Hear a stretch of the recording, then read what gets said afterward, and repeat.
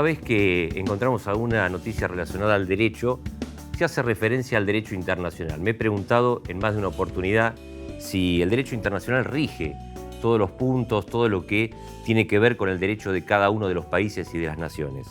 Este libro tiene que ver con eso y de él ha participado en su elaboración con su grupo de estudios Tobias Schleider. Tobias, ¿cómo estás? Muy bien, muchas gracias por Bienvenido a los otros libros. Y bueno, en principio me gustaría preguntarte, antes de ingresar en este tema y en lo que has escrito para este libro, si existen dos bibliotecas en el derecho, como se dice muchas veces, ¿hay dos maneras de ver la misma norma, de ver el mismo tema?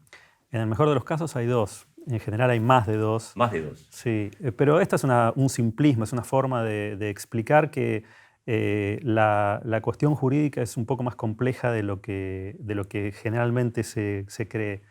Por eso es que los abogados somos una especie, bien entendida la profesión, como una especie de intérpretes, digamos, entre las personas que no conocen de derecho y las personas que conocen, para ayudar a que las leyes que se reputan conocidas por todos desde un punto de vista legal sean realmente conocidas por más gente. Ya empezás con un aspecto muy interesante cuando decís intérprete, ¿no? Se trata de no memorizar, no conocer las leyes, sino interpretar lo que quieren decir. De alguna manera sí, y además tanto mi persona como el grupo de investigación al que pertenezco venimos de una tradición de filosofía, de una tradición de filosofía analítica, que le da mucha importancia a la cuestión de la interpretación, y por eso es que generalmente nuestras orientaciones en la investigación van a tener que ver con eso. Recién decía en la presentación, en referencia a este libro publicado por EUDEM, que existe el derecho internacional. Después todo lo que está escrito en los diferentes códigos, no solo sobre derecho penal, sino sobre las otras ramas del derecho, ¿tiene que ajustarse al derecho internacional? Bueno, esa es una gran pregunta y es una de las preguntas que tratamos de responder en los artículos de este libro, que es una compilación, como vos sabés y como vos bien dijiste, de artículos que trabajamos en el grupo de investigación, un grupo de investigación que ya tiene casi 18 años y que se llama Explicación y Comprensión, que está digamos, ubicado institucionalmente en la Facultad de Derecho de la Universidad Nacional de Mar del Plata. Esa es una pregunta que tiene sus dificultades y que cada vez es más compleja, más rica y más difícil de responder y por lo tanto más desafiante y más interesante. Leía hace poco tiempo un caso internacional en uno de los países nórdicos que se aplica, por ejemplo, a el autor de un homicidio múltiple una condena de 11 años y que inclusive en los comentarios de prensa se hablaba de una condena excesiva. En la Argentina 11 años no es una condena, al menos observada desde el público en general, una condena excesiva. Ahí hay una diferencia ya de interpretación. Seguramente, y tiene que ver también con distintas idiosincrasias en cada país y sobre todo con el rol que se le atribuye al derecho penal en general y a la pena en particular. Aquí estamos hoy en una discusión bastante interesante y bastante incierta en cuanto a sus resultados sobre los propósitos, sobre los fines de la pena. ¿Para qué castigamos a una persona con prisión? Cada vez más, afortunadamente, la prisión se está viendo como una medida extrema y se están analizando medidas alternativas a la prisión como respuesta penal a los conflictos, que son conflictos ya consumados, ¿no? Que son conflictos que no se pudieron prevenir. Y por eso es que se dice que el derecho es la última ratio, el derecho penal, ¿no? La última razón, el último recurso, sobre todo porque el derecho penal es la expresión más violenta de la fuerza del Estado, que tiene el monopolio del uso de la fuerza, o debería tenerlo, y por eso es que se debe usar en la menor medida posible. ¿Y cómo se cuida a la sociedad en general de una persona que ha delinquido y que, tal vez prejuzgando, se considera que puede volver a hacerlo? Bueno, pero eso es una cuestión diferente, digamos, ¿no? Mientras las cárceles sigan siendo depósitos de personas, eso lo único que va a lograr es a multiplicar el problema. La idea es que las personas que cometen un delito y tengan que ir a prisión por diversas razones, salgan de esa prisión de la mejor manera posible o en lo posible mejor de lo que entraron. Esto es una utopía y es una discusión que llevaría mucho más que los minutos que tenemos, pero seguramente no es un tema para tratar de manera simplista, ¿no? Es un tema que despierta pasiones y que es interesante debatir, pero que tiene aristas que lo hacen dificultoso. Y pensando en las cárceles en la Argentina, seguramente sea una utopía hablar de la recuperación, la rehabilitación, pero yendo a algún otro lugar, a algún otro país, ¿hay cárceles que rehabiliten a aquel que comete delitos? No hablo de delitos menores, un delito grave, por ejemplo. Hay experiencias interesantes, todo depende de qué delito y de qué persona estemos hablando, pero hay experiencias no muy lejanas. En Uruguay hay experiencias nuevas de cárceles semiabiertas, en donde las personas son tratadas con mayor dignidad y donde aprenden oficios o inclusive profesiones, en donde pueden hacer un servicio a la comunidad apenas salen, en donde la reinserción laboral no es tan dificultosa como es en nuestro país o en otros países. Y no estamos hablando de Europa, estamos hablando de un país de Sudamérica como Uruguay, ¿no? Es una experiencia interesante como para ver a un mediano plazo en qué resulta. Me hiciste acordar del caso Robledo Puch, ¿no? Que ha pasado más años en prisión de los años que estuvo en libertad. Él cometió esos crímenes que conmovieron a la Argentina ya en 1972, cuando tenía 21, 22 años. Me decía alguien también vinculado al ejercicio del derecho que nadie se va a animar a firmar la liberación de Robledo Puch, más allá que le corresponde. ¿Esto es así? ¿Puede ser que ocurra? Puede ser, pero si alguien no se anima a firmar una libertad de una persona que tiene que estar en libertad, no tiene que estar en el cargo en el que ha sido puesto, digamos. Es así de sencillo. Y se piensa, no sos ni juez ni fiscal, pero se piensa en el ejercicio del derecho, en la repercusión que puede tener un caso. Supongo que se debe pensar y supongo que eso es así porque es inevitable, somos seres humanos y vivimos en una sociedad y vivimos inmersos también nos interesan las opiniones del resto, de la gente que nos rodea.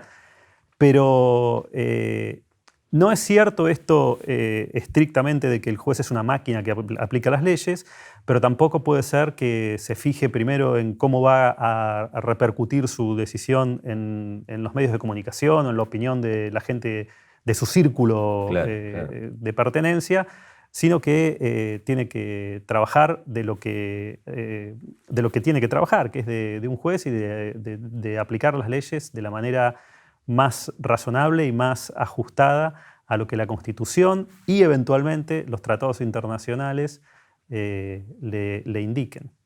Hemos recorrido en esta primera parte de la charla algunos temas que tienen que ver con el derecho, tienen que ver con la actualidad, pero me gustaría también que ingresemos en lo que has estudiado y en lo que has escrito para este libro que publica UDEM.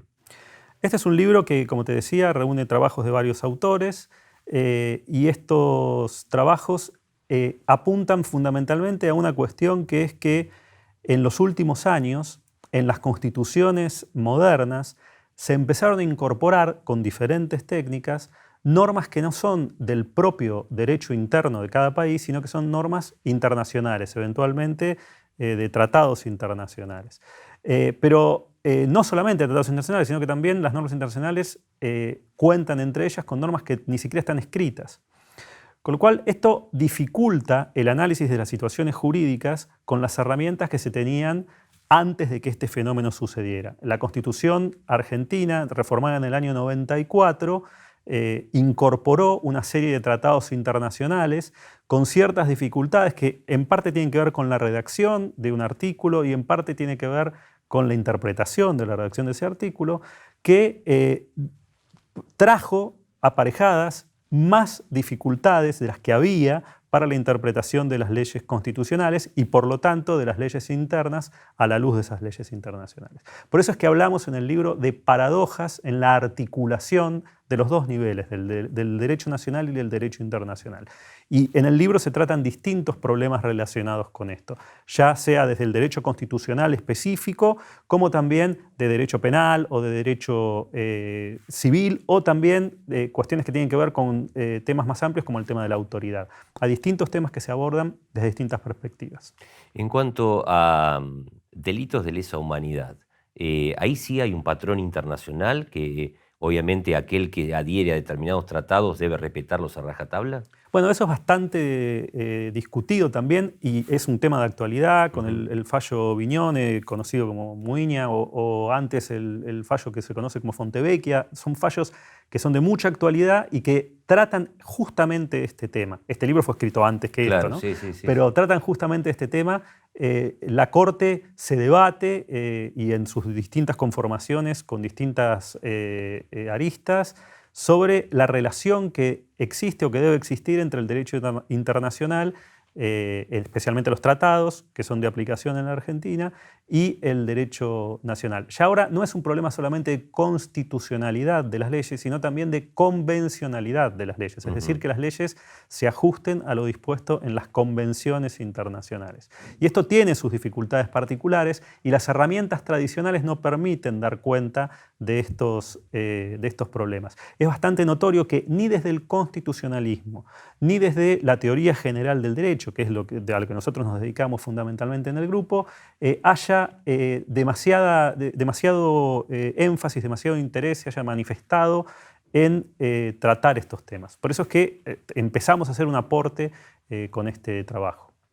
La aplicación en este caso que vos mencionabas recién, de la denominada ley del 2x1, ¿tiene algún sustento jurídico? Teniendo en cuenta que es una ley que fue derogada en 2001, que estuvo en vigencia desde 1994, es decir, desde mucho después, ¿no?, que se cometieran los delitos durante la dictadura. ¿Tiene algún sustento jurídico para decir, bueno, no estoy de acuerdo, pero el fallo se sostiene en esto?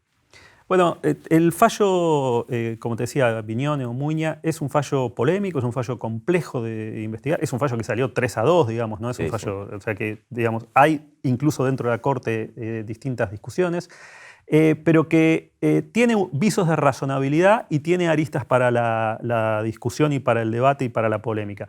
Creo que lo más importante del fallo, más allá de las cuestiones puntuales, es que pone a prueba la idea de que las decisiones judiciales a veces tienen que generar cierto respeto, aunque las consecuencias que traigan aparejadas sean nefastas y vayan en contra de lo que nosotros pensamos.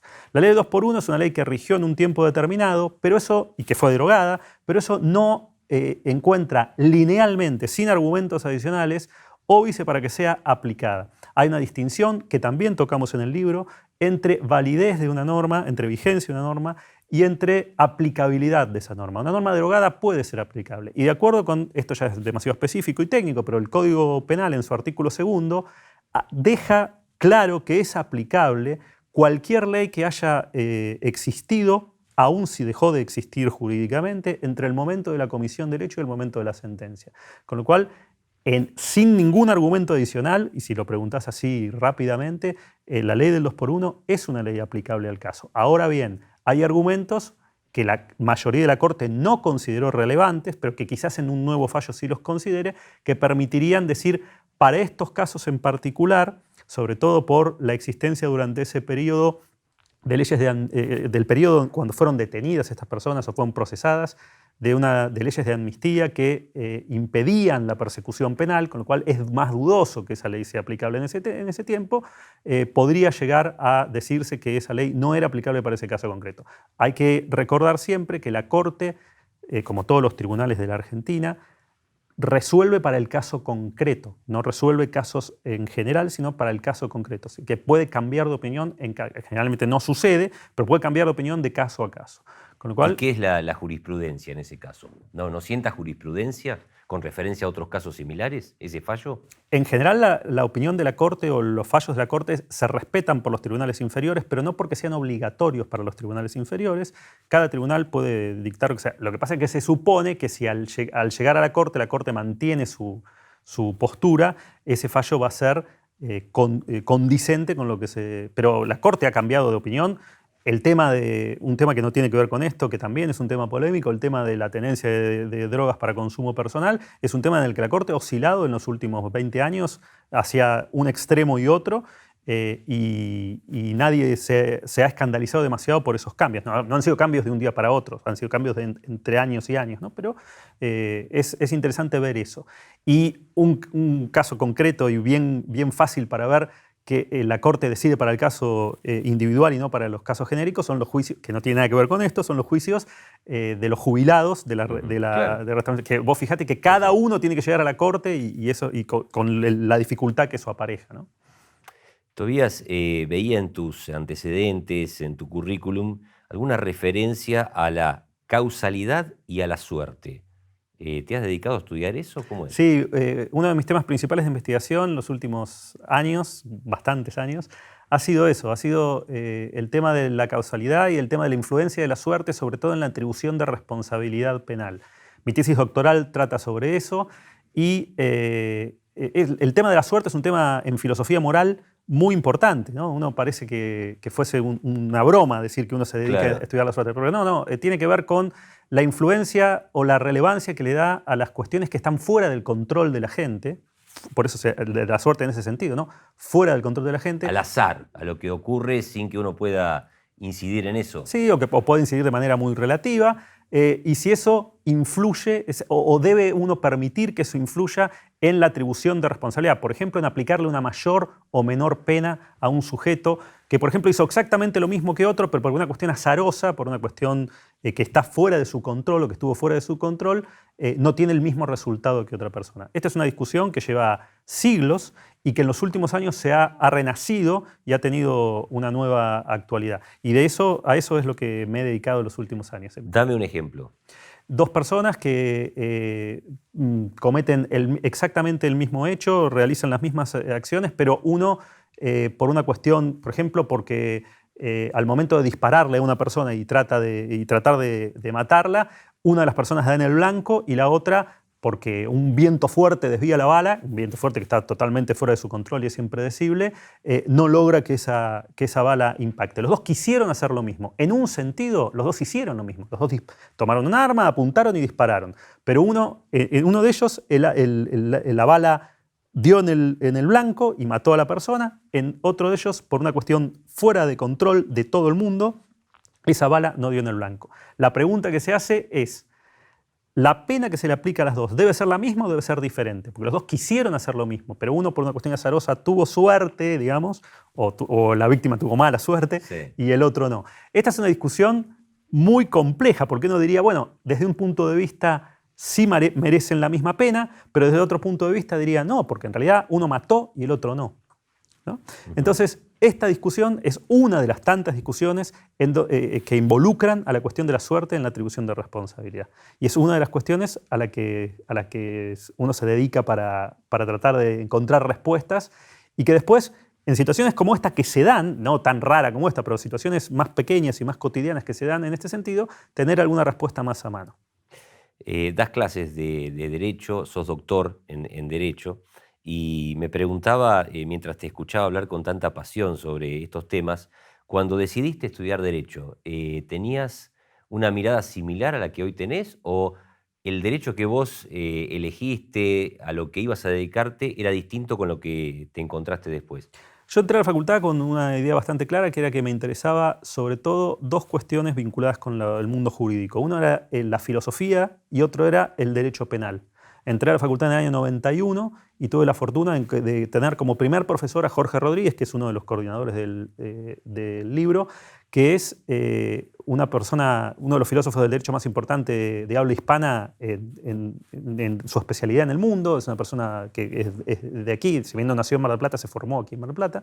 Y a partir de su trabajo y del trabajo de Claudina Brunesu también, con su apoyo, he podido especializarme en estas dos cosas. Jorge es juez penal, ¿no? En el derecho penal y en la filosofía del derecho.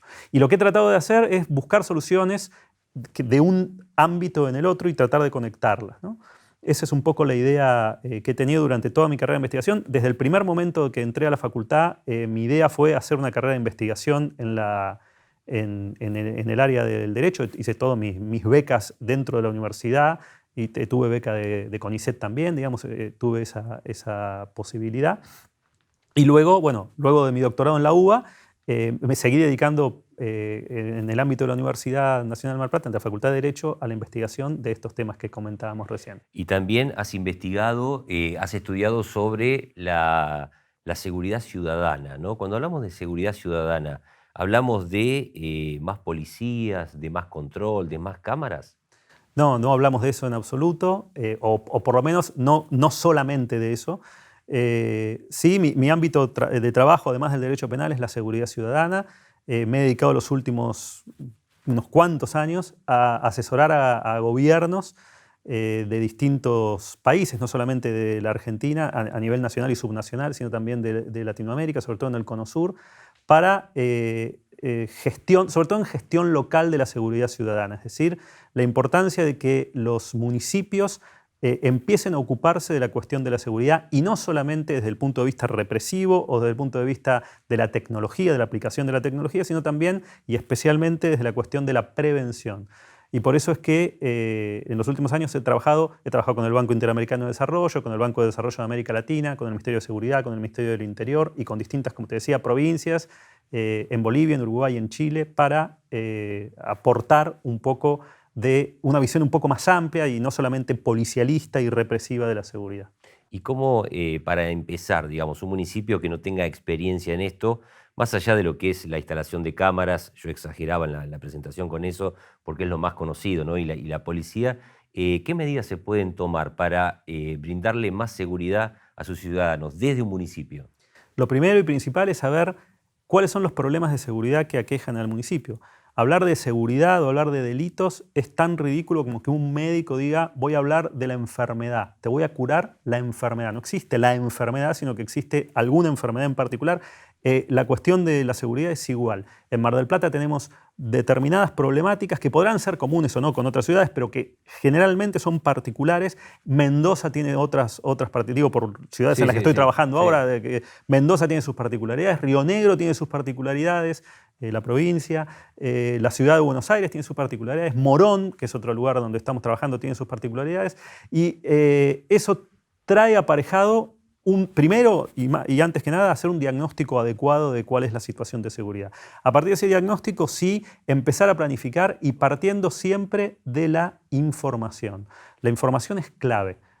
Trabajar en seguridad a partir de espasmos cuesta vidas. Digamos, ¿no? A partir de reclamos del que grita más fuerte va a ser más escuchado, eso que parece una tontería es muy grave, sobre todo en temas como estos. Entonces, basándonos en la información como base, como clave para construir a partir de eso, hemos trabajado, e inclusive muchos municipios tienen herramientas que desconocen para aportar a la cuestión de la seguridad.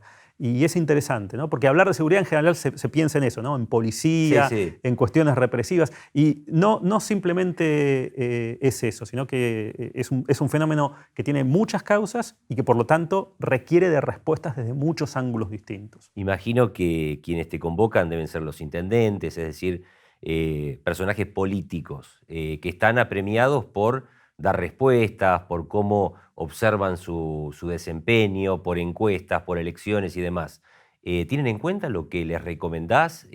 Obviamente que te escuchan, pero después ¿hacen lo que les recomendás? A veces sí y a veces no. La cuestión es que es importante encontrar un balance entre lo importante y lo urgente, en este caso, ¿no? Pero no por atender la urgencia y el día a día hay que descuidar lo que necesita una planificación estratégica. Obviamente que hay cuestiones en el día a día y que hay que solucionar, digamos, los síntomas, para seguir con la comparación sanitaria.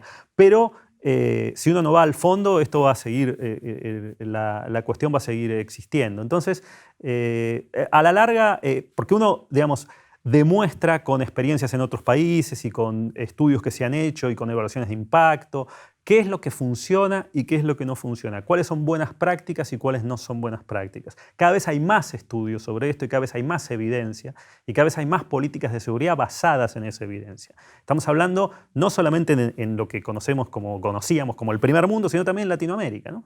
Y esto es interesante porque nos permite dar un fundamento claro a los políticos, sobre todo, que están muy apremiados, sobre todo en años como este, que es un año de elecciones, para dar una respuesta inmediata. Las respuestas pueden darse explicaciones concretas y claras, y en general las propuestas que llevamos son bien recibidas, porque son propuestas que son muy razonables, que no son cuestiones utópicas y que van a llevar 20 años en resolver, que van a tardar 20 años en resolverse, sino que son cuestiones prácticas, concretas y que van al nudo de los problemas. Y eso es lo que tratamos ese es el aporte que tratamos de hacer. Tobías, ha sido un gusto muy grande. Gracias por haber estado con nosotros. Gracias a ustedes por invitarme.